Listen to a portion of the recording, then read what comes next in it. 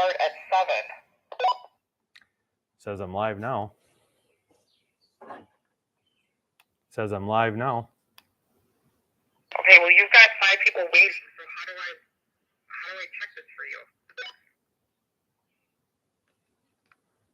Now you popped up. For anybody that's watching right now, we're doing a sound check, so just hang tight. You're good. You heard that. We're good.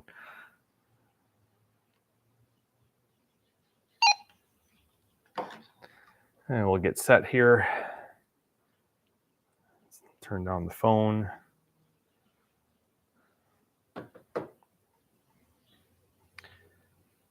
Got 8 people already. Wow.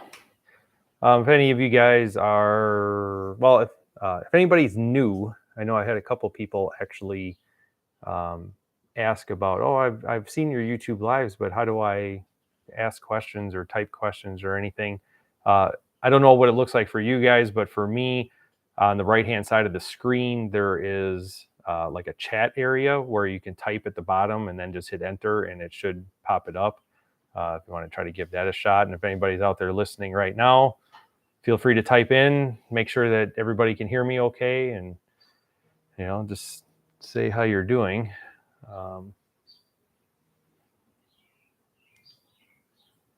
And somebody's trying to call me. Turn that off. Come to Mississippi, cruising the coast, please. I've had 2 people tell me to do that already. It sounds pretty interesting. And we're going to talk about a car show that I attended, talking about Firebird Fest. But no, that one's been referred to me a couple of times. Oh, it's hot in Sebring, Florida, huh, William? We had a couple toasty days here earlier this week. Yesterday was a pool day. It was pretty warm. Today was pretty warm too, but as of right now, like literally 5 minutes ago, the wind kind of switched, and I think it's starting to cool off outside. As you can see, we're in the garage again. Got the garage doors open. It's a beautiful day, a pretty warm day, and we've got this really, really, really nice 70 AMX here. This car is amazing, actually, but it's here for some tuning because it has 2 4-barrel Phi-Tech throttle bodies on the AMC 390 V8, and he was asking to work some bugs out of it, some stumbling issues and very stiff throttle pedal and so on. But he's coming to pick it up tomorrow. But this car is gorgeous. I mean, all the striping is painted on, and it's clear coated over, and it's just perfectly smooth. You don't even feel a lip or an edge or anything on the paint. But it's an amazing car. Mild resto mod. The firewall is completely smooth except for the master cylinder. Motor's built. I mean, she's pretty gnarly. And it's just a really beautiful car. That is Big Bad Orange. It might not be coming through very well with the camera, but AMC had high impact colors. I call them high impact colors, but basically what everybody was doing in 69 and 70 with the real vibrant colors. So AMC called theirs Big Bad colors. So you had Big Bad Orange, Big Bad Green, which was like a bright lime green, and then you had Big Bad Blue, which was actually not bad. It was not quite baby blue, but a pretty bright, solid blue, almost like Richard Petty blue in a way. But they did it in 69 on the AMX and on the Javelin. In 69, the bumpers were actually painted the color, or in 70, and if you can see that, we'll go this way. In 70, the bumpers were chrome, but the colors were the same, and they only did it 69 and 70. They dropped it then after that. So very, very bright color, very cool car. It's a 4-speed car too, which makes it a lot of fun. Anyway, all right. What to talk about today? I didn't make any notes, so I'm going to wing it. But majority of it is probably going to be about Firebird Fest. But before we get into that, gotta apologize. I have been slacking on the YouTube content and the YouTube videos, and a little bit on these lives, I guess, too. Things have just been crazy busy around here. Cars coming in and out. local guys, obviously local guys are coming to me for fuel injection stuff, diagnosing fuel injection problems, tuning. It's been pretty crazy. At one point, was it this? What is today? 17th.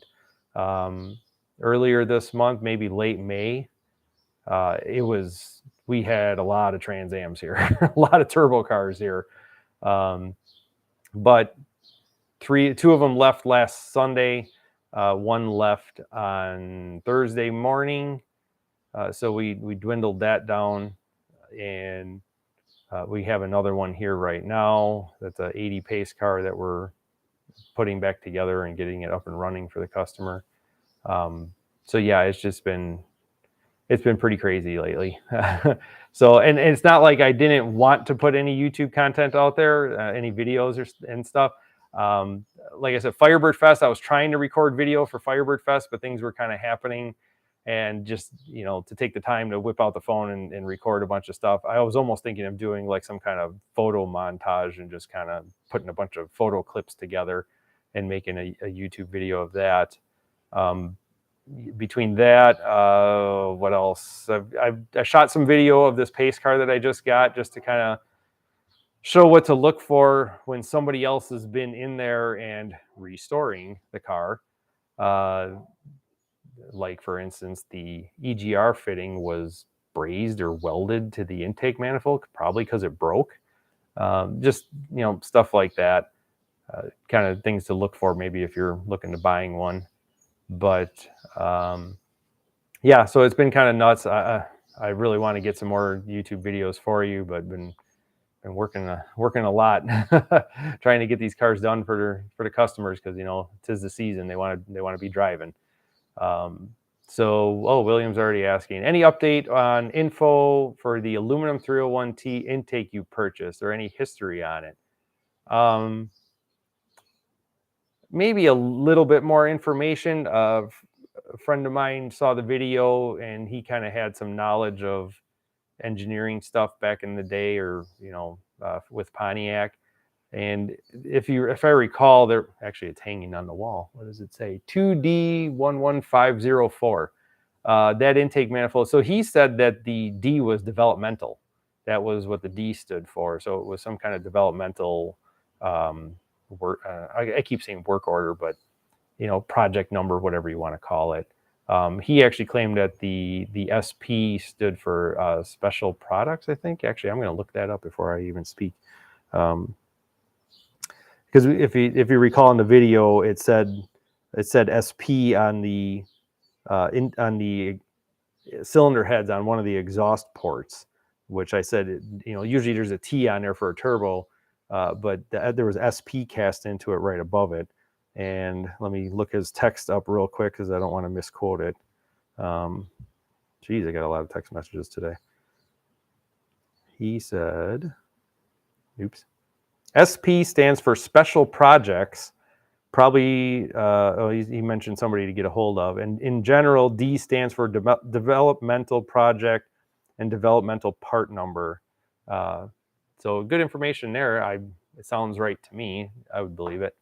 So that's all I have for that right now. It's just kind of artwork for me. It's just hanging on the wall. I don't plan on really using the intake, because there's nothing different about it other than it's made out of aluminum. It's not like it has any different port sizes or anything like that. But definitely a lot lighter. It's a pretty cool piece. So, all right. And then, of course, if you guys got any questions, feel free to type them in the comments. I'll try to answer them for you. Bring up discussion that way too, at any time. So, Lars from Massachusetts, welcome. So Firebird Fest. So those that aren't familiar with it, Firebird Fest is something that just kind of started up. It started up in 2021. It is in the St. Louis, Missouri area. Basically, it's the O'Fallon, Illinois Firebird Club that I believe puts it on, which O'Fallon is on the east side of the Mississippi River in Illinois. And So the story goes is that in 21 they did the first version of it, and I had some customers from Illinois that attended it, and one person from Kenosha, and my customers from Illinois were like, "Oh my God, it was so much fun! You should have went. Definitely, you should go next year." All this stuff, and I'm like, "Okay, see when the time comes up, what I got going on." And so it seems like every year, the past 2 years, it's been the weekend before Memorial Day is when it happens. I didn't plan on going originally. Just with everything being so busy here and trying to take the time off to go do that. And of course you want to bring the car. I'm not gonna go there and not bring my car. It sounded like a lot of fun, but I was like, it's probably, not feasible. Well, then I had other customers that were contacting me and they're like, "Are you going to Firebird Fest? You going to Firebird Fest?" And one of my customers down in Texas was like, "I'm going to Firebird Fest. I'm bringing the 80 Macho Turbo." I don't know if you guys recall this car at all. There's no video of it, unfortunately, but it was one of the Macho TAs from Meckham Pontiac in Arizona, from DKM, and it was one of the 6 turbo 80 turbo 301 turbo Macho cars and Macho Turbo. So he was bringing number 4. I had done work on the car, upgraded the turbo, big exhaust, all that kind of stuff. He's like, "I'm towing the Macho up there for Firebird Fest." He's like, "You should go." Yeah, I should probably go. So I told the wife and everything. And I was like, I think we're going to do Firebird Fest. Got a hotel, which was in the Overflow Hotel. The main hotel actually filled up. So there was another one a couple miles down the road that we ended up in.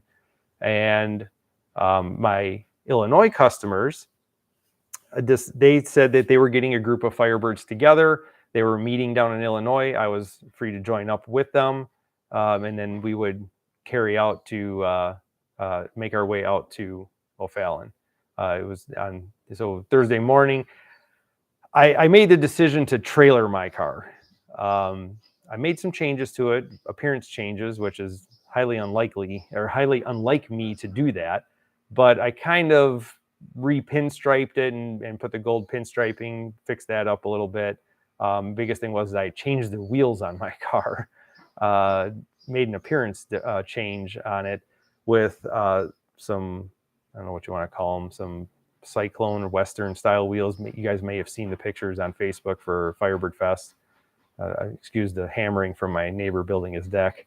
But they were 15 by 10s on the back and 15 by 8.5s on the front. And I mean, it had a stance to it.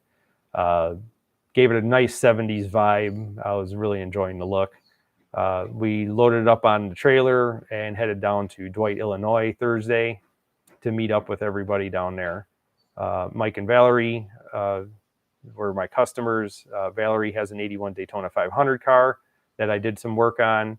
And Mike's got a 75 TA, and then they had their group of friends. One of them, Ken, who had a beautiful, very low mileage, red on red 80 turbo Trans Am, and then a handful of other people, 79 4-speed car, 78 Y88 car that I did some work on, another 79 automatic that was gold, actually an 81 Formula. It was not a turbo. So we had a little group of cars, and we just started heading out that way, out to St. Louis, and we stopped. We actually took a little detour and followed Route 66 and stopped at a couple roadside attractions, which was really neat.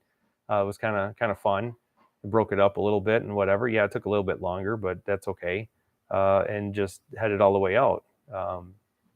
We got into O'Fallon, and it was downpouring. I mean, just torrential rain, huge thunderstorm, and tornado sirens are going off as we entered into town. We ended up kind of camping out in a gas station for a couple minutes, just to let things calm down, and then headed to the hotel. So that was that was interesting. But the next day, Friday morning, got up. There was a meet and greet at a local Gateway Classics classic car dealership. We went there, get your information packet with all your tickets to all the different things. So what is Firebird Fest? I called it a combo of, it was like Bandit Run Power Tour meets Trans Am Nationals. If anybody's been to the Trans Am Nationals, that's in Ohio at the end of August. We go every year, set up as a vendor. But that's just a straight out car show. Cars are just parked in the Holiday Inn parking lot pretty much all day. They're being judged, all that stuff. There is a little bit of a cruise thing Saturday afternoon to another city when you're dealing with the Trans Am Nationals. They go out to Tip City, where their downtown area holds a car show. So you can drive your car to Tip City if you want to. But other than that, it's mainly just a parked car show. So this was like kind of a combo of both.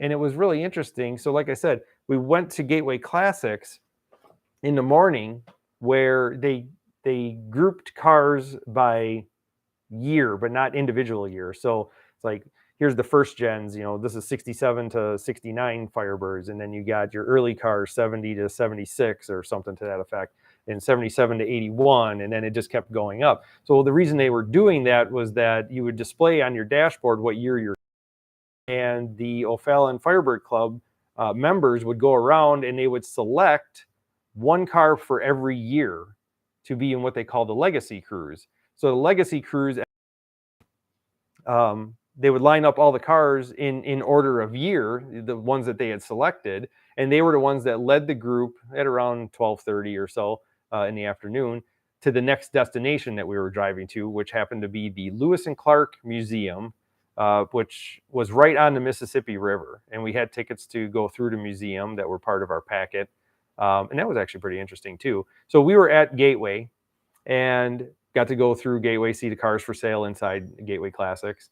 What was really wild then, they had a DJ and stuff set up, and you're walking around looking at all the cars. And they had a Burt Reynolds impersonator come through, driving a Trans Am with the St. Louis Police Department chasing him, lights and sirens on. There was a woman in the passenger seat that looked like Sally Field, and this guy had it nailed down. I mean, the red shirt, cowboy hat, mustache, the bell-bottom pants. I mean, it was the part. All the turquoise jewelry, belt buckle, all that stuff. I mean, it was awesome. It was awesome. He's going around the parking lot, up and down the aisles. The police are chasing him. In the police car was somebody dressed up as Junior, Buford T. Justice's son. Unfortunately, the person that would do Buford T. Justice was not able to make it due to illness that day. So we just had Junior, but he had his cowboy hat on, and Friday he was dressed up in his police uniform. And he pulled the car stopped, and he got out, and even the way he walked, the way he, his mannerisms, everything. I mean, he just had it nailed down. Even the way he talked, and it was amazing. And then you could just go up and take your pictures with them, get pictures taken with them and stuff. And it was really cool. In fact, I have that later on. He came through the show. They were just walking around to everybody's cars and stuff, and we got him to sit in the passenger seat of my Trans Am with my son Jonathan in the driver's seat, and he's Bert's pointing out the window trying to tell Jonathan where to go, like they were driving, and he's trying to tell him where to go to, and it was an awesome experience. That alone was really, really cool just to have that. So yes, we left there. We went to the Lewis and Clark Museum. You could leave there at any time and go on. You had tickets for the ferry to actually take a ferry ride, park your car on the ferry, and go across the Mississippi River to the other side, back into Illinois. I think that's how it worked. I don't know. I got kind of mixed up as to which side we were on and when. But then there was like Grafton and Alton, Illinois. That is where you ended up. And then you were kind of on your own for dinner that night. The line for the ferry was very long. We did a car count, and with 15 cars allowed on the ferry at a time, and how long it took to cross the Mississippi, it was going to be like an hour before we got on the ferry. And we're like, yeah, it was hot out that day. I was like, I'm fine with skipping it. And our group decided to skip it. and just drive over to the Alton area to find something for dinner. And we did that. Still a beautiful day. It was warm, but it was a beautiful day. They were showing, the next thing that night was they were showing Smokey and the Bandit at the drive-in theater. And again, that was part of your package that you got to go and do that. So we drove the TA over there next. And mind you, yeah, once I trailered the car into town, I was driving the TA to every event after that. And it was kind of nice. Every event seemed to be about 30 minutes from your hotel. So you came back every night. So yeah, we went to the drive-in. We saw Smokey and the Bandit, sat outside, beautiful night. Came back to the hotel at like 11 o'clock at night, where my wife laughs. Somebody was in the parking lot, and I was unloading the car under the awning, and he comes up and he's like, "Oh, was that your first time seeing the movie?" And I just kind of laughed, and I'm like, "Yeah, it actually was," but kind of playing it up and playing it as a joke, because I'm like, yeah, I've never seen the movie before, but yet I have this black and gold 81 SE, and I have this business and everything, and no, I've never seen the movie. And it was just kind of laughing. And he's like, "Oh, what kind of business do you have?" And I says, "Well, I deal with the 8081 turbo Trans Ams."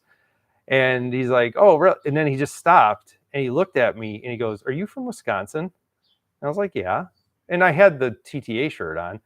And he's like, "Oh, wait a minute." He says, "Oh my God, you're that guy. You're the guy from YouTube." And I'm like, "Well, yeah, I do have a YouTube channel." And he was like a fan, I guess. He's like, "You're the reason why I just bought an 81 Recaro, pace car 6 months ago, because I was watching your channel and everything, and I can't believe what you're doing with the 301." And he was super excited. He was from New Jersey. He was super excited to be able to meet me. And then he looked at my car and he's like, "Is that the 12-second car?" And I'm like, "Yeah, it is." And he's like, "Oh, this is so cool." He was just super excited. My wife was just laughing hysterically. But she's like, "You're like some kind of celebrity." I'm like, "I know, I guess I am." But no, I'm not. So that was pretty interesting. A lot of, just good times, making good memories.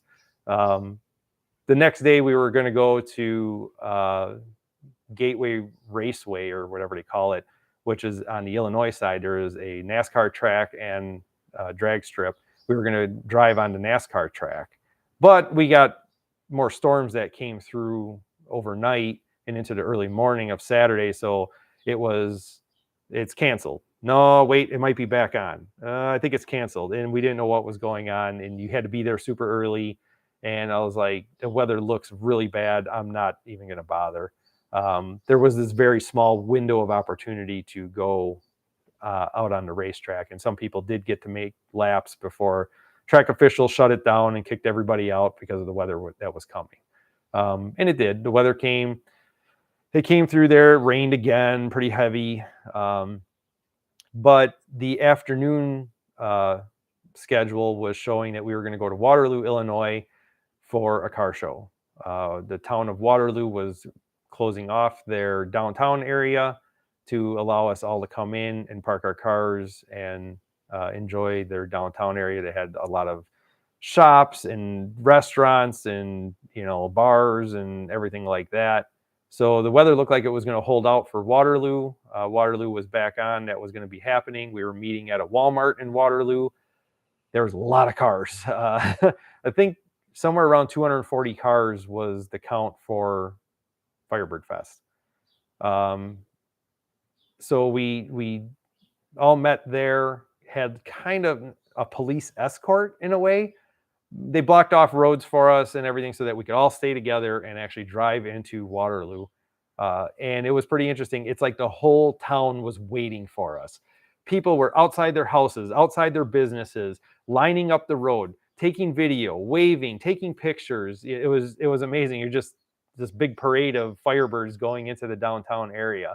And everybody just backed in, angle parked, and then guess who comes around? It's good old Bert being chased by the cops again in the Trans Am. He made his another couple laps through the downtown area.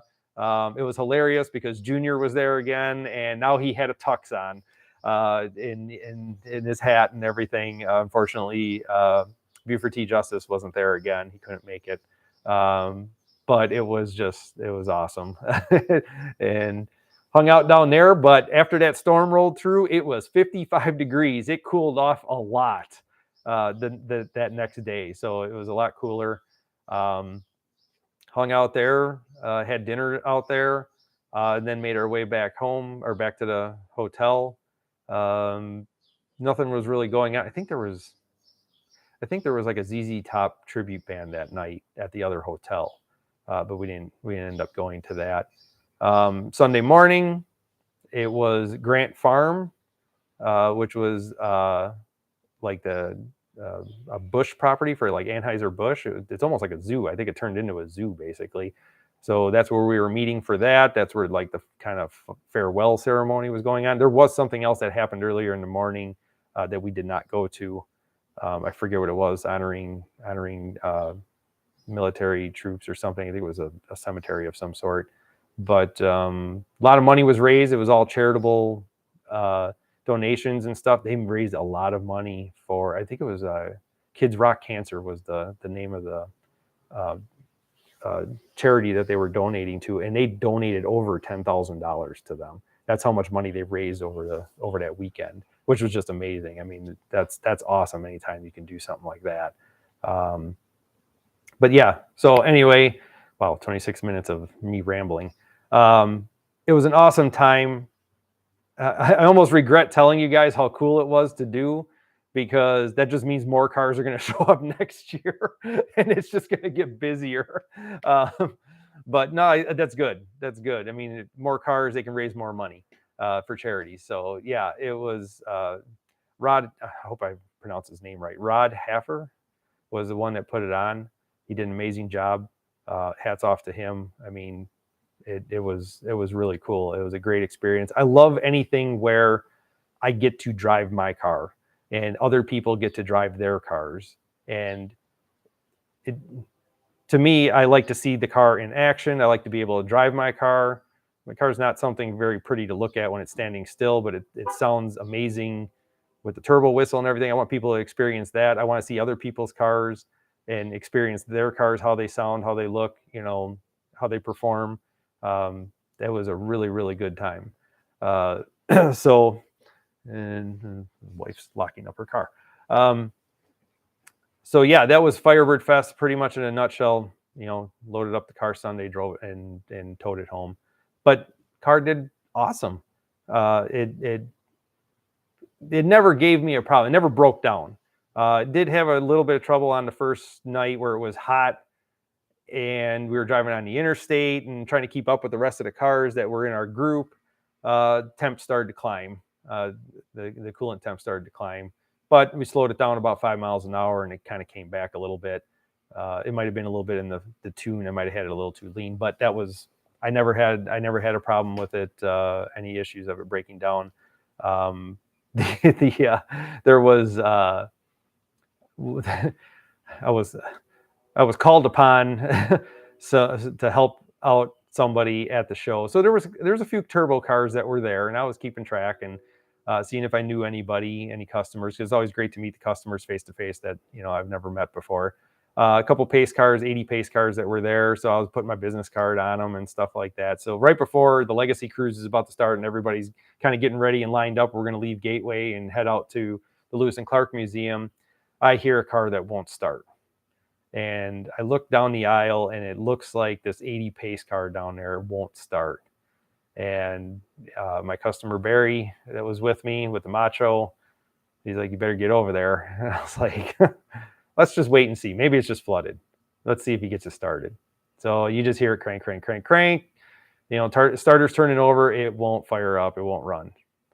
And then you see a couple other people trying to help him. And he's like, "You better get over there before they tell him to LS swap it." And I just laughed. I thought that was funny.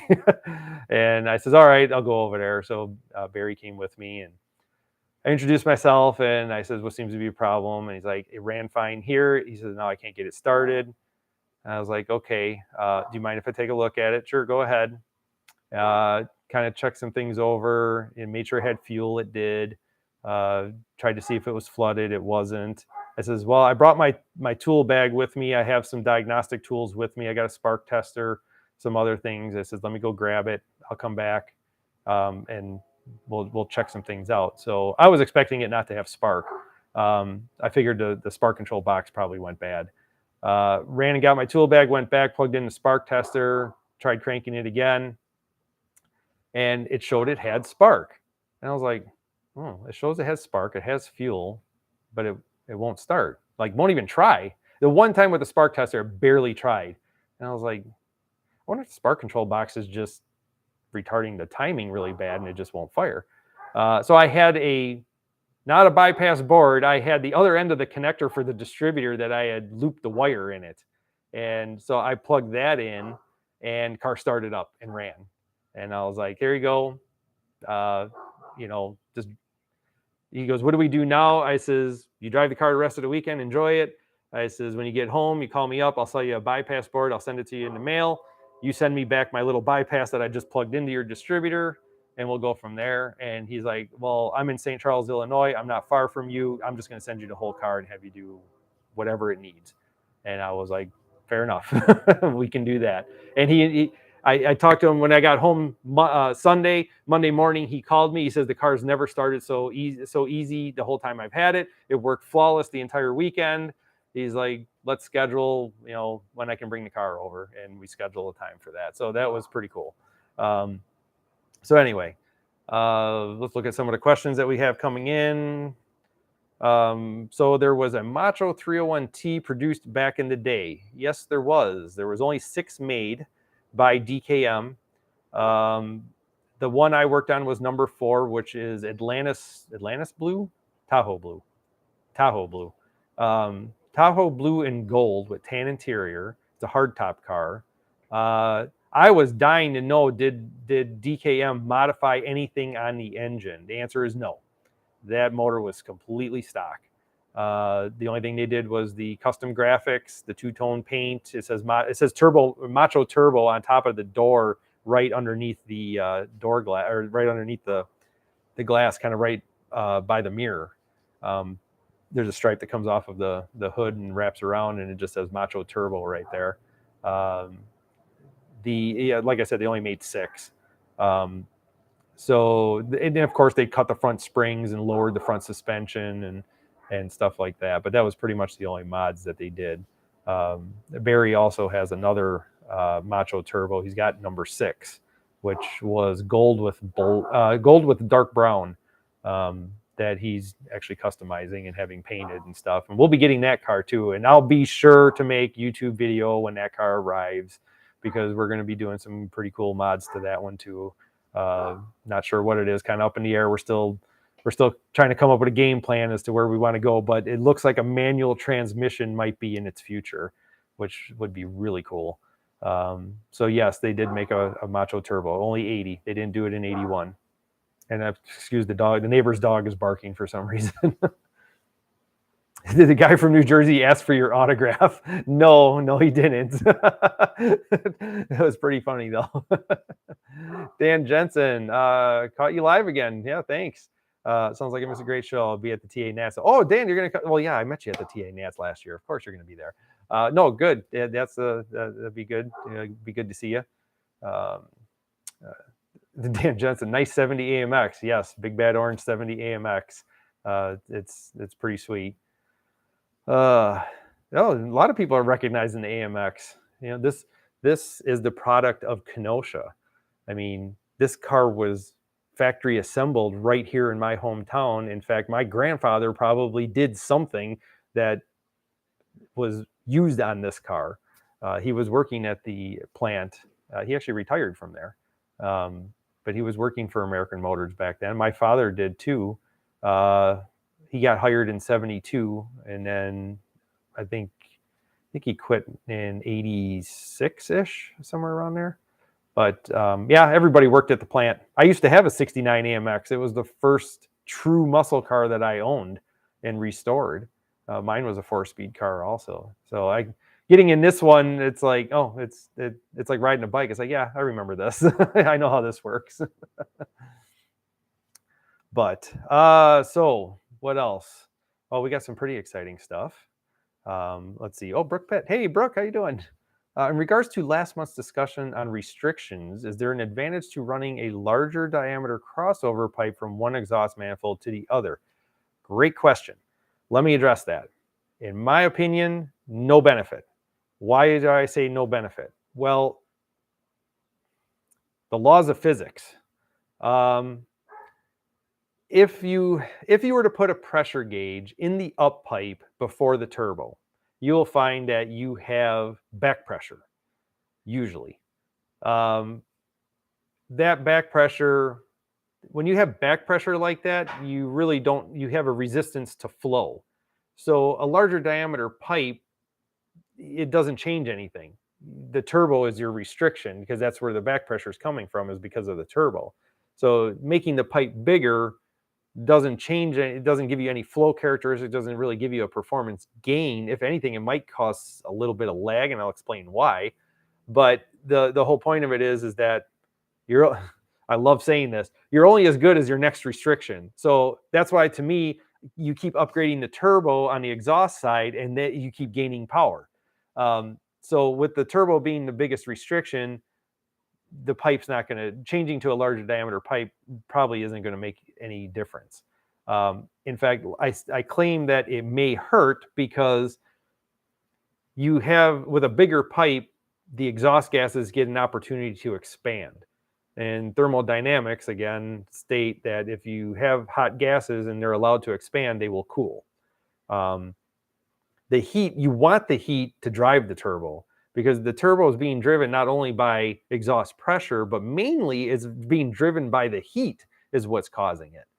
That's what's getting it to spin. A lot of people always tell you that the experiment of taking a bicycle rim and having it mounted in the fork upside down so that you can just spin it freely. Well, if the bicycle rim's just sitting there stationary and you take a handheld torch and start heating up the outside edge of the rim, that wheel will start to spin. The bicycle wheel will start to spin. I don't know exactly how that works. It has something to do with heat and the energy and things like that, but that's kind of the way that the turbo is being driven. The heat coming in is getting it to spin along with the forces of the exhaust gases. So if we can keep the pipe small, that holds the heat in, so now it's not allowed to expand and cool, and that keeps the velocity up. So it's going to have faster movement of air, and that's going to hopefully get the turbo to spool up even quicker. Now, obviously, you can go too small to where now the pipe became your restriction, not the turbo. So there's that balance there. But that's how I understand it and how it would work. So yes, I don't, unless your turbo was really big and you had trouble trying to spool it up to where you had a lot of flow going, then maybe I could see that. Or if your engine was large enough in cubic inch and so on that you had to, the pipe became the restriction, then I would say, yeah, the pipe needs to be upsized. But really, you'd be surprised how small piping on the hot side really doesn't kill any power. But good question. Great question. So, and Kelly had a 69, his brother had a 69 AMX that was blue with white stripes. Mine was gold with black stripes. They called it butternut beige. I thought it was like the dumbest name for a color. That does not sound like an exciting muscle car color, does it? Yes, back to the exciting stuff. Something I haven't posted yet or shown. What does this look like to you? That would be an MLS head gasket. And this is a custom-made MLS head gasket embossed around water jackets and so on. That is made for a 301 block to run a conventional style cylinder head. So if you may recall, in the early days of the business, I had a copper head gasket that claimed to do the same thing. Unfortunately, that copper head gasket didn't work very well. The copper head gasket had a raised bead around the cylinder diameter, and it had an embedded stainless steel wire in it, like a fire ring in it.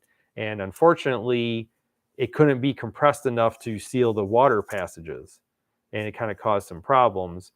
Plus, copper head gaskets on a street car is probably not the best thing. So that was discontinued. Had a customer come to me that wants to build a 301 turbo block, and he wants to use conventional heads. In fact, he ordered Kaufman aluminum heads.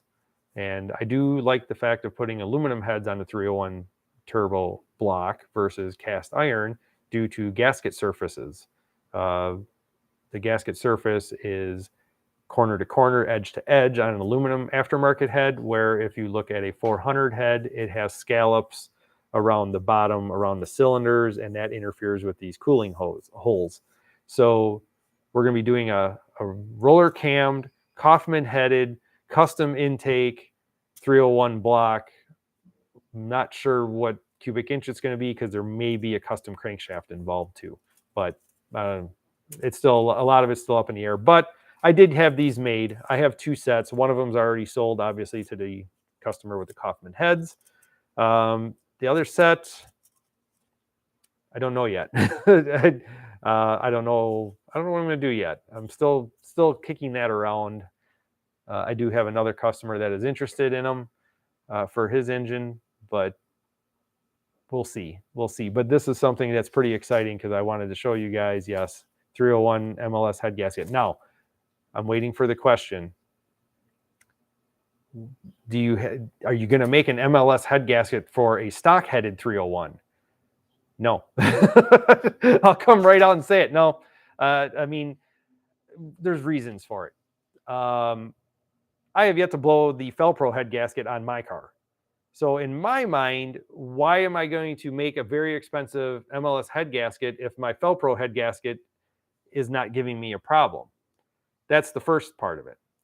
The second part of it is, if you are having trouble where you're blowing head gaskets, unless there is a major design flaw in the clamping loads and the head bolts and things like that on that specific engine, odds are you're blowing a head gasket for a different reason, and you need to address that reason. And let me give you an example. It's not 301 turbo related, but let me give you an example. I have a 1990 Dodge Daytona Shelby Daytona, I should say, that's here. And if you guys remember the turbo front drive Chryslers, 2.2 liter, single overhead cam, turbo. In 1990, Chrysler did a 1-year only deal where the turbo was actually a variable nozzle turbo, VNT. Basically, it didn't have a wastegate. It had these blades that were attached to the turbine housing that would switch the pitch of them depending on RPM and boost and things like that. So kind of similar to, like, I think some of the Power Stroke Fords do that or something. So you switch the blades one way, it would act like a really small turbine wheel, and it would spool up really quick. And then when it spooled up really quick, it would pitch the other way, and it would make it act like a really big turbine wheel. And that was how they slowed down the turbo. So it was meant to be like it had no turbo lag. Anyway, that's 1-year only VNT car. I have that here. That car came to me running poorly, and it was diagnosed as having a bad head gasket. Pretty common on a 2.2 liter, 2.5 liter turbo Chryslers, even the non-turbo Chryslers, that would happen.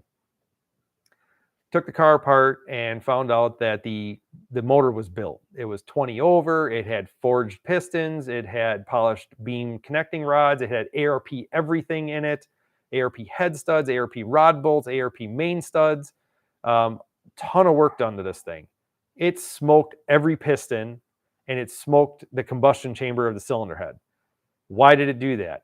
It had an MLS head gasket on it.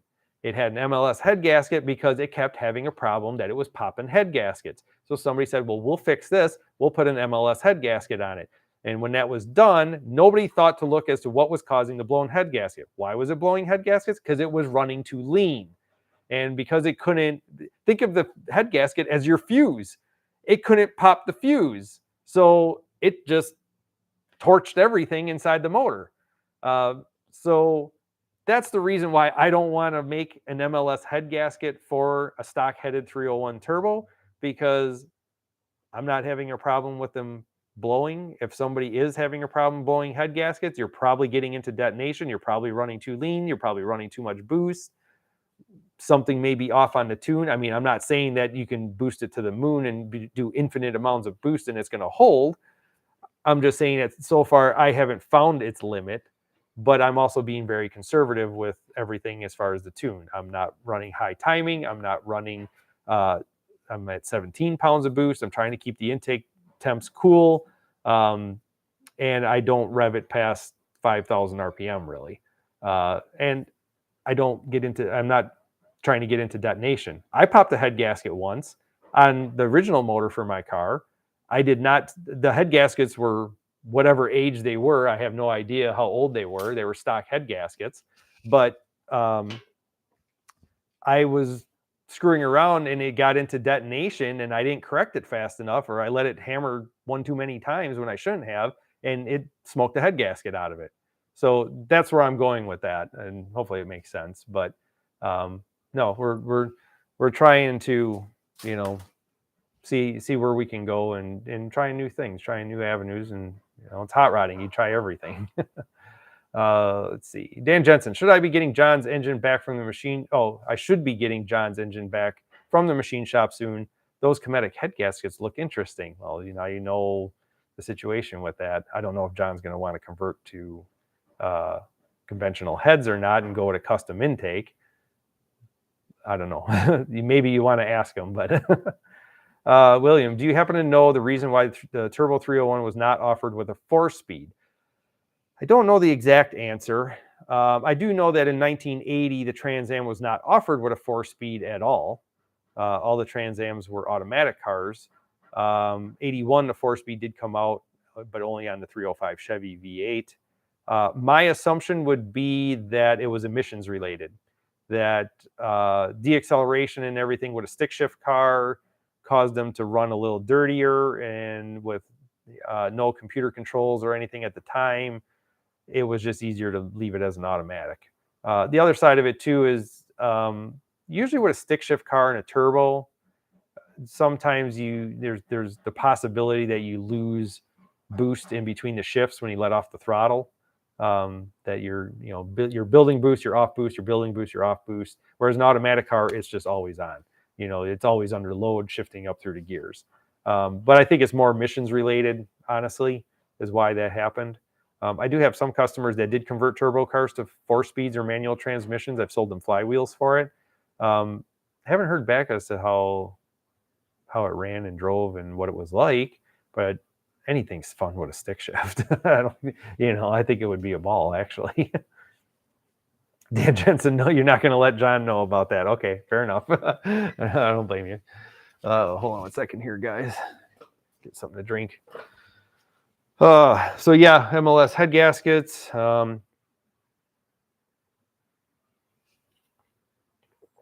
What else? What else has been going on? Last customer car to have was an 81. You may have seen photos on Facebook that we did the upgraded turbine housing for the turbo. So the stock turbine housing is a 0.82 AR, which stands for area over radius. Basically, the snail shape of the turbine housing. 0.82 is the ratio. The smaller the ratio, the tighter it is, the faster to spool up, but then you get into more restriction higher in the RPM range. So the customer had a stage 5 turbo on the car. I ended up putting headers on it. When I put the headers on, we converted over to an external wastegate, kind of how my car has one. And in the process of doing that, we were going to port and polish the stock turbine housing to get better flow. But once we have the external wastegate, we no longer needed the internal wastegate on the stock turbine housing. So we converted it over to a larger AR housing, an aftermarket AR housing. It's a 1.01 AR, so it was a little bit bigger. No wastegate on it, which would flow more also.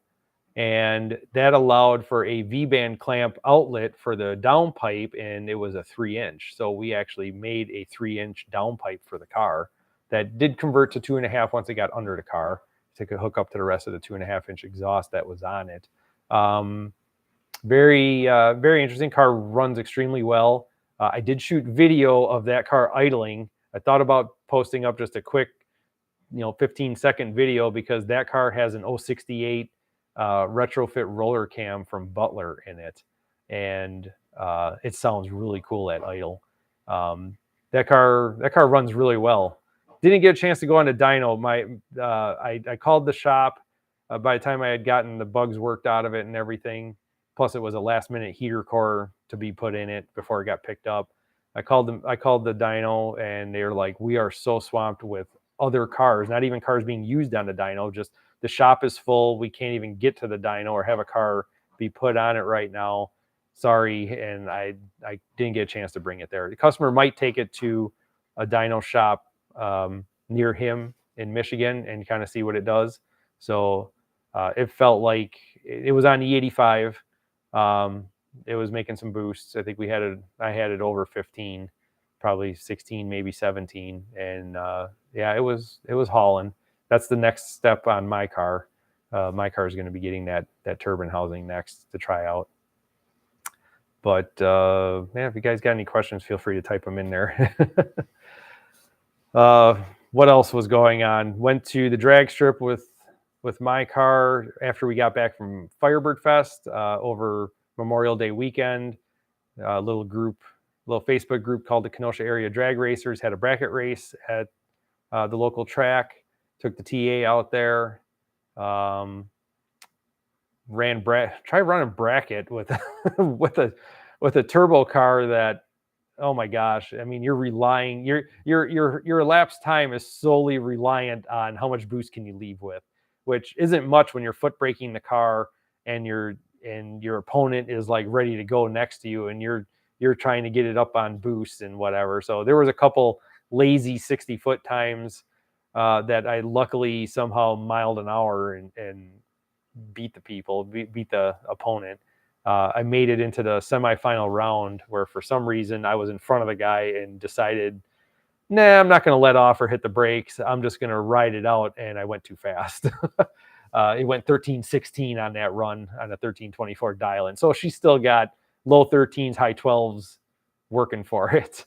But anyway, yeah, that was a fun time. Other than that, I'm trying to think what else. Like I said, I was just going to wing it. I'm relying on you guys to keep me going here with your questions and comments and and anything. Dan Jensen, I'll be looking for a 301 flywheel for dyno purposes. Know of any? I might have one that you can borrow. I'll have to okay it with my customer though, but I might have one that you can borrow. It's just sitting. It might be the one for Macho number 6, but we'll see. But yeah, let me know, Dan, if you need that. What else? Look, we're almost coming up on an hour. Brooke Pitt, correct me if I'm wrong, but it looks like your car does not have the coolant pipe running to the carb plenum. Isn't that needed to prevent fuel puddling? My car does have that. It's on there. That's a good point. Let me bring that up. And I'm sure I've touched on it in the past too. Running E85, one of the problems that I have is fuel puddling, because the alcohol is making that aluminum plenum so cold that it doesn't have enough heat in it to evaporate the alcohol. So then I step on the gas, I get this over-rich condition. So what I was trying to do, and what I successfully did on the customer's car that was running E85, is I modified the thermostat. We talked about the thermostat having that extra, I call it 2-stage, but that's not right. Having that extra block-off valving on the bottom. Well, I took his thermostat and I cut that off so that it was plumbing hot water through to his plenum all the time, so that it at least kept some heat in there to try to evaporate that alcohol. Honestly, I think the E85 at some point is going to overwhelm it, in that you can't heat transfer fast enough into it. But his car runs great. Mine likes to stall. But I think something's wrong with mine, in the fact that either the passage in the plenum is blocked and I'm not getting coolant flow through it. the reason that I cut his thermostat and took it out, but technically I could have just put a regular thermostat in it. The reason why I did that was because once the engine heats up, that's blocked off with the correct thermostat in it. And once it's blocked off, and you're no longer getting coolant flow through there, and it's not like it's going to open again or anything. It never will. So you get this certain amount of heat in it, and then that's it. And then if the E85 keeps cooling down the plenum, well, now it's going to get cold, and it's not on its own thermostat. It's not going to open and allow coolant to flow back through. So I was flowing coolant through his all the time, and I had a ball valve hooked up to it in line with that hose so that he could turn it on or off or even restrict it if we found out that it was too hot. An interesting point with the whole E85 thing. So to answer your question, Brooke, mine still has the hose hooked up to it. Interesting point was it was a pretty warm day. I was driving the TA. I was running to the hardware store or something. And I have a thermocouple that is placed in intake runner number 1 or 113. I have a thermocouple in there to measure intake air temp post-turbo before the cylinder, before the intake valve. And I was like, I'm curious what the temp is on E85 on a warm day like this, And I plugged it in. I'm driving a car. It shows cruising 94-degree intake temp. I'm like, not bad. Okay. I've seen that temp on pump gas, 93 octane pump gas and water injection, get up to 200 on a drag strip pass. I thought for sure it was going to detonate, and it didn't. So I'm cruising, okay, 90, 93-degree intake temp. Hammer on it, 15 pounds of boost, car's hauling butt going down a county road. It got up to like 94. And it never broke 100. It was amazing how it was the same temperature. Cruising with it was the same temperature when I was making 15, 16 pounds of boost with it. So I was impressed that it kept the temperature down. Okay, Micah, I want to delete my smog pump. No problem. Two groove water pump pulley off of any Pontiac V8 that had air conditioning. It should be the same diameter as the pulley that's on your car. If you pull the pipe off of the cylinder head on the driver's side, you got to take the insert out of the cylinder head. It's pressed in. You're going to have to destroy it. We're going to have to pound a freeze plug into there. It's a 20 millimeter freeze plug. Dorman number 555-101, or just give me a call. I'll sell you one. 2 of them, actually. And then on the passenger side, there's an aluminum plate covering up the cylinder head. The pipe slip fits into that aluminum plate with an O-ring. Pull the pipe out, take the plate off, knock in a freeze plug into the cylinder head, put the plate back on because it is a spacer for the air conditioning brackets, and you should be good to go. I've done it quite a few times. Probably the most challenging thing is just finding the pulley, which they're out there. They're not hard to find. Like I said, any 70, I say 70, 69, 68, it gets to be kind of a transition year when it comes to pulleys. But to be safe, 70 to 79, any Pontiac V8 with air conditioning. It could even be a 79 301 because there's no air pump on a 79 and 77 to 79 301s. But it has to have air conditioning. I think I ran through that really, really fast. Henry Hoffman had the car out today and it's running great. Thank you, Henry. Thank you. I've been waiting to see how you want it. Henry is the one that has the 1.01 AR turbine housing on his car on E85 with the 068 roller camshaft. That just, the idle is so cool. And it's got 342 gears. It's got a 204R. It's got a 2200 stall in it. It's a 60 over 301T that I built them. Stage 5 turbo with the big housing, the 3-inch downpipe. So I'm glad to hear it, Henry, because I was impressed with the way it ran too. William, hope you find time for a Turbo 350 to 204R overdrive video with some commentary on performance, drivability, or I'm assuming drivability is what you meant. Maybe with 308, then upgrade to a better gear. Noted. I do have a customer's build coming up. The engine should be coming back from the machine shop. Roger, if you're watching this, you'll get an update. Your car, the engine is finishing up at the machine shop. I should have it next week, and I'll start assembling the short block. I've been thinking about making a video of that, of doing the engine assembly, the modifications that are done, it's going to be 30 over, forged pistons, roller cam. That one's going to be, we're going to be experimenting with some cylinder heads. I think I mentioned it before. I'm doing I got a prototype steel intake manifold for conventional 301 heads, or for 301 cylinder heads, but the intake runners are larger. All 4 will be the large runner. I'm going to port the heads so that all 4 are the large port, and we're going to upsize the valve, and we're going to see how that works out, if it makes more power.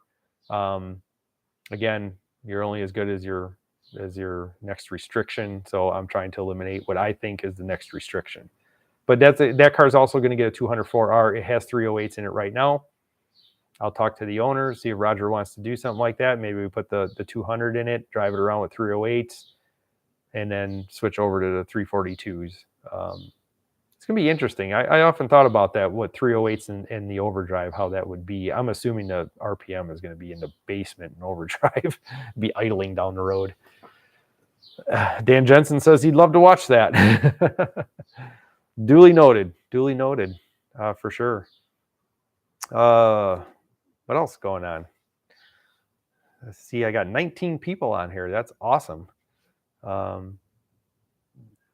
Let's see. I was thinking of something I was going to mention.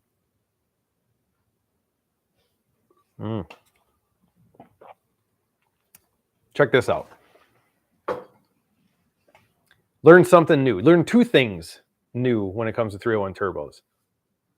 First one, kind of lame, but 81 cylinder heads are all by themselves. In 1981, Pontiac took the 301 and put rotators on the exhaust valves. And putting rotators on the exhaust valves, that added thickness. How do you explain this? There was thickness at the retainer. So if you were to put that on with the stock spring, it would have compressed the spring even more.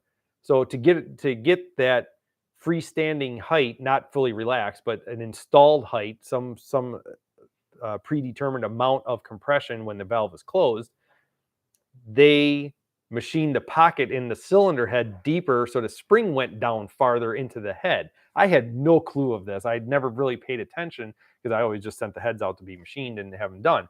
Now, I've put roller camshafts in 4 or 5 301 turbos so far. Never had a problem.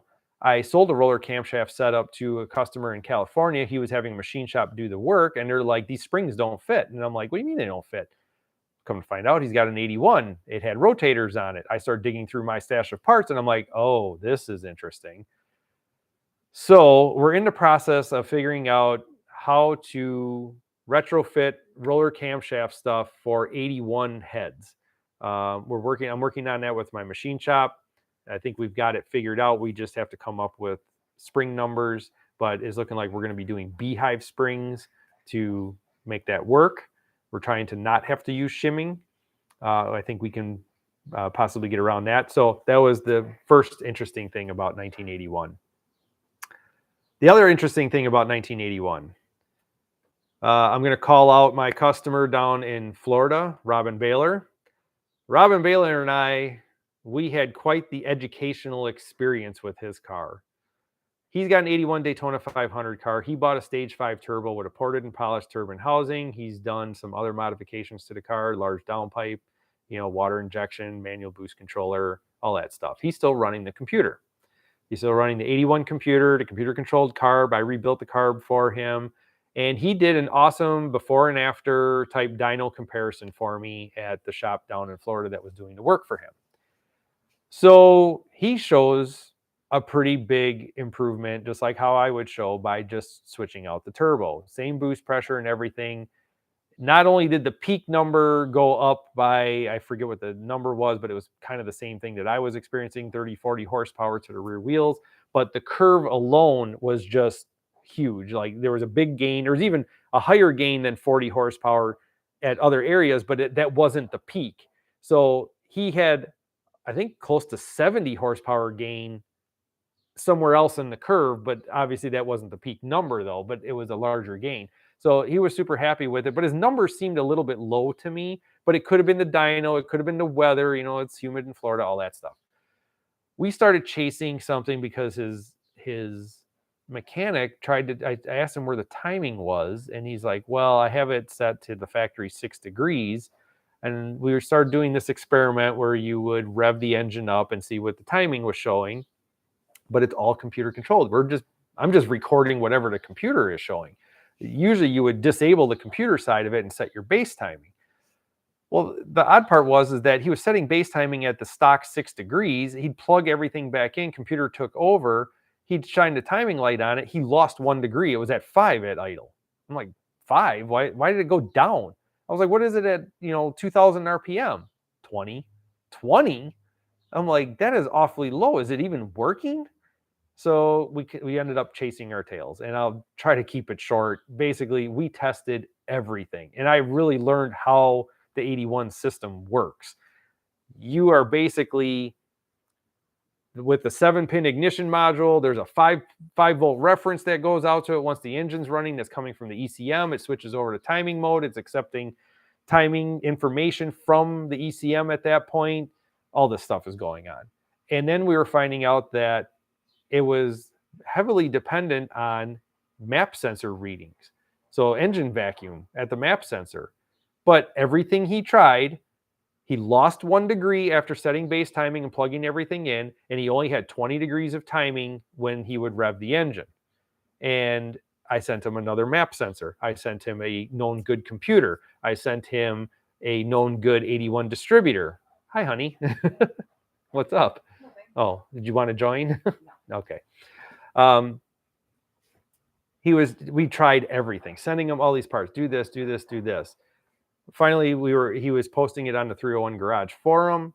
One of the guys on there, very knowledgeable, Donovan is his name, has a bench test set up. And he says, what about the park neutral switch? And I'm like, I read that in the factory service manual about the park neutral switch that could affect timing. I says, but I don't recall seeing anything in the ECM wiring for a park neutral switch. I don't think our cars have it. Well, he pulled out his bench test. Donovan pulled out his bench test setup. And he's like, nope, I can't believe it. I never knew this. It makes a huge difference in timing if it's in park neutral versus in gear. I'm like, wait, what? So I went back into the service manual, looked at the wiring diagram, and it's not in the ECM harness. The park neutral switch wiring goes through the body harness, and where the ECM harness plugs into the body harness is where it's getting its signal from. And sure enough, pin H on the ECM, if it has, I'm going to screw this up. It's either ground or no ground. And one way shows it's in park neutral, one way shows it's not. So if it's, I think when it's in park neutral, I think it grounds it, and it changes, it gives it a different timing map because it's in park or neutral. So he was messing with his bench test, and it was showing timing was drastically changing because of it. If it was in park or neutral. So any of you guys out there that has one of these cars, and let's say your linkage rod going to your steering column is not hooked up to the transmission, and the car is always technically in park on the steering column, you're going to have low timing because the computer is always going to think it's in park, and you're going to try to drive the car, and it's never going to give you timing because it's like, well, no, you're in park. You don't need timing. So be careful of that. It does make a difference, apparently. Now we're starting to look into what do we need to do? Can we modify that table and make a custom chip? We'll see. But yeah, interesting thing that I had learned, a little tidbit for you. We'll go back to, well, actually, I'm going to ask my wife. Is there something you needed? No. You're just looking at me. Oh, are you just enjoying? You're a fan too? No. You're supposed to be my biggest fan. Oh, we'll go back to the chat here. Mr. Drive Sideways, I must be 19, enjoying what you do. Thank you. Henry Hoffman, 342 gear, 204R, 80 miles per hour, 2,300 RPM. That's what a lockup converter too. 2,300, and you got a pretty, I wonder how tall, you got those 18-inch snowflakes on your car, Henry. I'm curious the diameter of your tire. It's got to be somewhere at least 26, maybe 27 inches tall. But man, 342s, you're doing 2,300 RPM at 80. Can you imagine with 308s? I mean, you don't shift overdrive with 308s. I mean, you'd have to be doing like 70 to put it into overdrive, and it'd probably be turning what, 1600 RPM or something like that. Dan Jensen, Oldsmobile came out with valve rotators in 1970, added weight to the valve train. Yeah, I could imagine it did. That's not a good thing either. Airboss 99, Joe, always enjoy the content. Curious, have you ever spoke with Pontiac engineers on how to squeeze more juice out of the 301T, or what was the direction Pontiac may have taken? I never got a chance to talk to a Pontiac engineer. It'd be great if I could. I'd really like to. Honestly, if I could talk to one of the Pontiac engineers, the first thing I would ask him is, what is this engine that I got from Richard Petty Garage? That would be a huge question to ask. And what's with the aluminum intake? Was that a thing that you guys were thinking about doing? But I do know that the owner of the 301 Garage, his name is Joe also, so don't confuse him with me. I don't own the 301 Garage for him. I know he did talk to some engineers that were on the 301 Turbo project several years ago, and he had asked them, you know, what could you do for more performance? And they said, turn up the boost and add water injection. So, yeah, the boost is where all the power is on these cars. Rick H. Hi, from Washington State. Hi, Rick. I have an all-stock 81 SE Bandit WS6 car. Is it worth the trouble to remove all the smog stuff for looks and performance, or more of a headache, check engine light, etc.? Great question, Rick. I will happily answer that for you.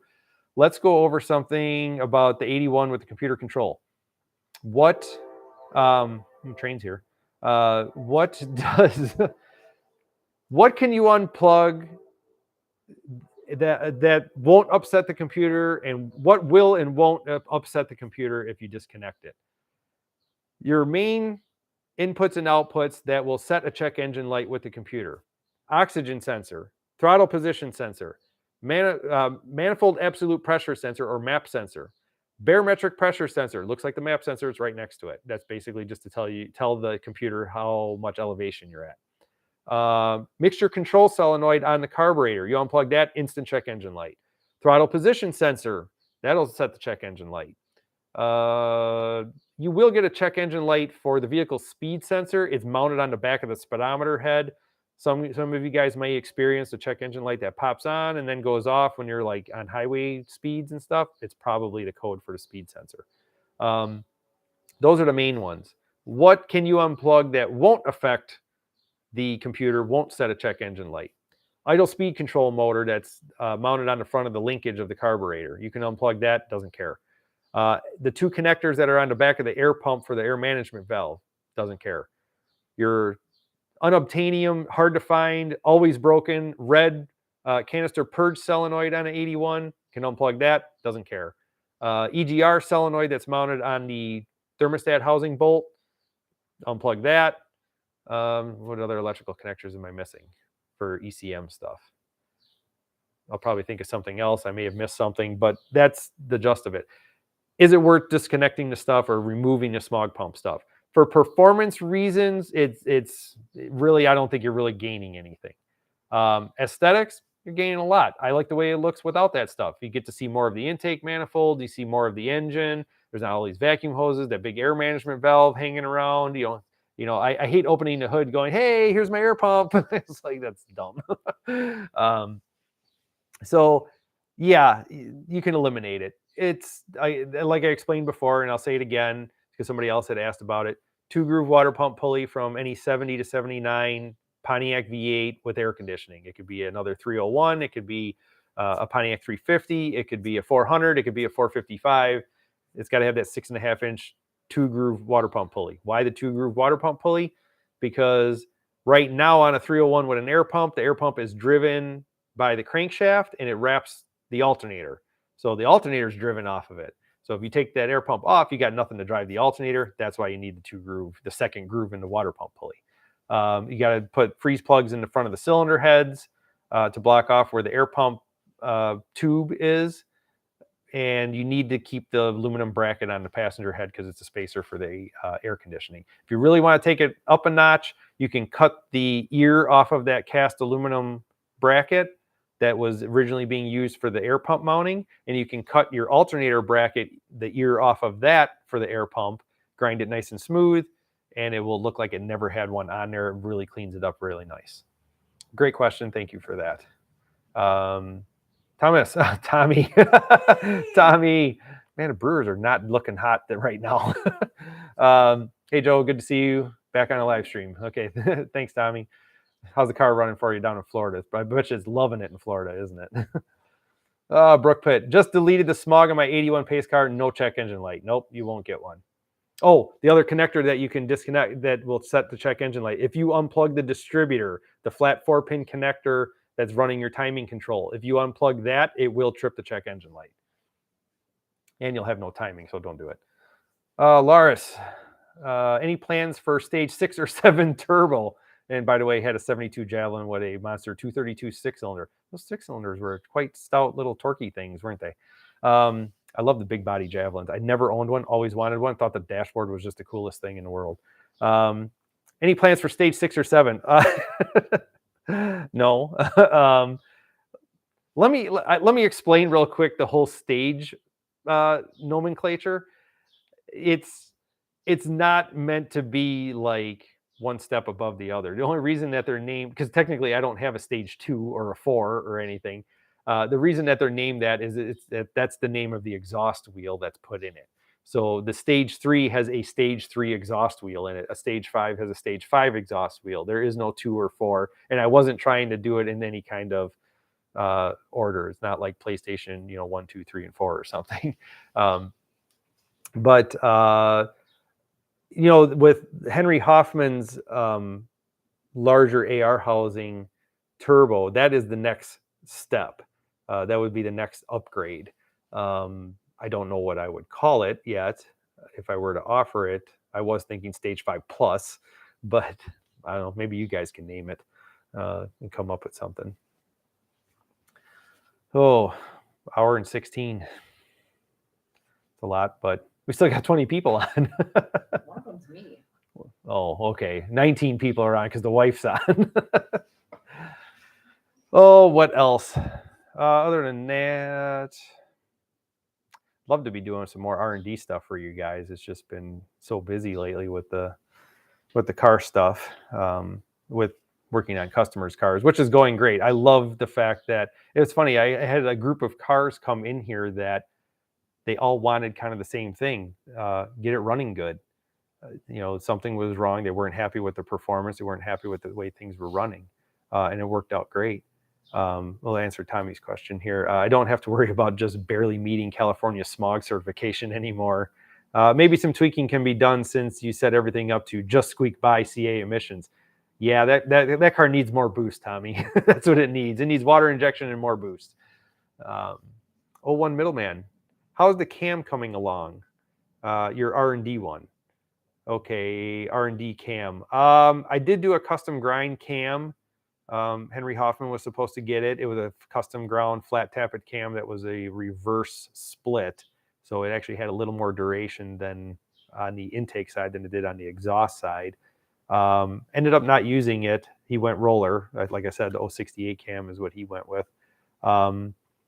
It's actually in a 400 right now. So if you look at some of the YouTube live, you saw that I am doing a restoration on a 78 Macho TA that has a 400 in it with a HO Racing Turbo Force kit on it. And we got that motor up and running. I apologize. There's going to be a video of it running on the frame, not in the car, but it's on the frame. But that motor ended up getting that custom ground cam, and it's in a 400 right now. Is there a benefit to it? I'm not sure, because now I'm starting to lean more towards roller cam.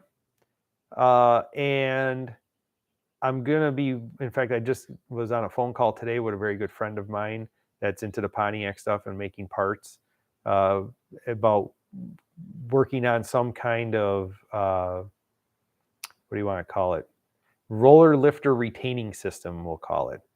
So we got some pretty good ideas about that. Probably something we might prototype and experiment with, and maybe experiment with my car, which has 81 cylinder heads, which we might even put the Beehive springs on it too.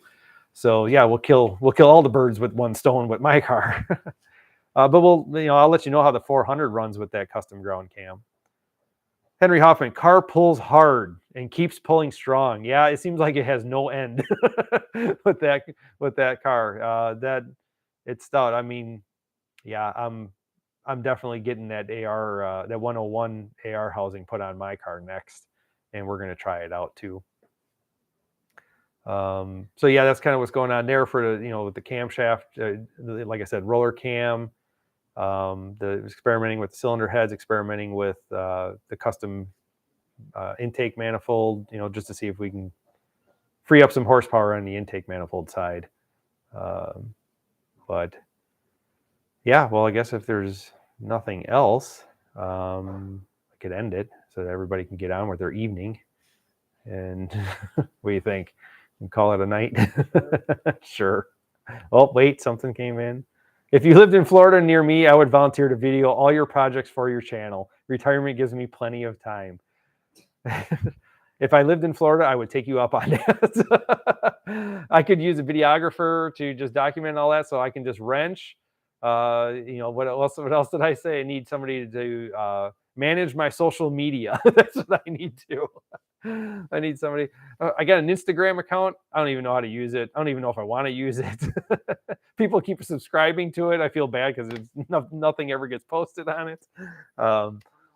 Yeah, yeah, you've got enough that you're dealing with. Yeah, the social media thing. I feel bad. I should be posting more on Facebook and stuff. Ooh, yeah, Tommy. What's Tommy doing? Look at what he said. What did he say? Stay at my place in Florida and you can wrench on my car. Yes. Ooh, yeah. See, then word gets out that I'm in Florida, and then Robin Baylor's calling me, and everybody else starts calling me. I would totally do that. We'll go over there, wrench on his car, drive it to the beach, T-tops off,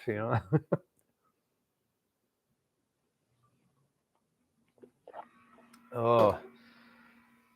William, have a great night. Dinner's getting cold. Yeah, get to dinner, man. Go for it. Tommy says he'll pay for the parts, my place for your family for free. Yeah, Heather's all over that. Oh, she's coming on too. Man, you got her attention, Tommy. Yay, I'll take that. All right, guys, I guess we'll wrap it up. It's been a lot of fun. So next time, you guys think about what you want to talk about next time. Let me know. Either hit me up on Facebook, email me, comments, whatever, and we'll do it then. So hopefully we'll have some more info for you. All right, we'll talk to you later. Peace out. See ya.